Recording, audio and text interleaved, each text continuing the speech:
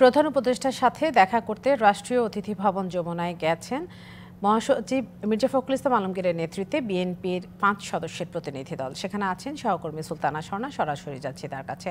স্বর্ণা, কি নিয়ে আলোচনা হবে সে বিষয়ে কিছু জানতে পেরেছেন কিনা? আমরা এখন আছি কিন্তু যমুনার সামনে, অর্থাৎ রাষ্ট্রীয় অতিথি ভবন যমুনার সামনে, এবং সন্ধ্যা 6টার ঠিক কয়েক মিনিট আগেই কিন্তু একে একে বিএনপির 5 প্রতিনিধি সদস্য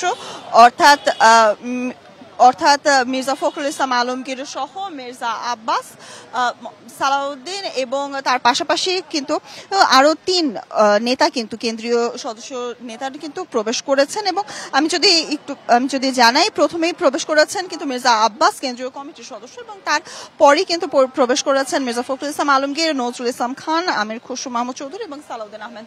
এবং এই আলোচনায়, অর্থাৎ প্রধান উপদেষ্টার সাথে বিএনপির কেন্দ্রীয় কমিটির যে আলোচনা, সেই আলোচনাতে স্থায়ী কমিটির সদস্য ইকবাল হোসেন টুকুর থাকার কথা থাকলেও তিনি সিরাজগঞ্জে থাকায় কিন্তু আজ তিনি এখানে যোগ দিতে পারছেন না।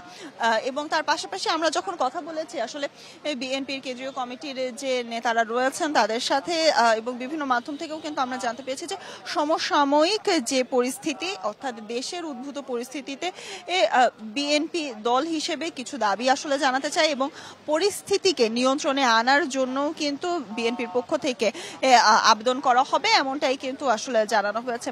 এবং তার পাশাপাশি যদি যুক্ত করি, বিএনপির কেন্দ্রীয় কমিটির এই 5 প্রতিনিধি সদস্য ছাড়াও কিন্তু এই নগদের সর্বোচ্চ বার 167 টাকা রিচার্জে পাবেন 1 লাখ টাকা পুরস্কার। আরো আছে প্রতি সপ্তাহে পুরস্কার ও ক্যাশব্যাক।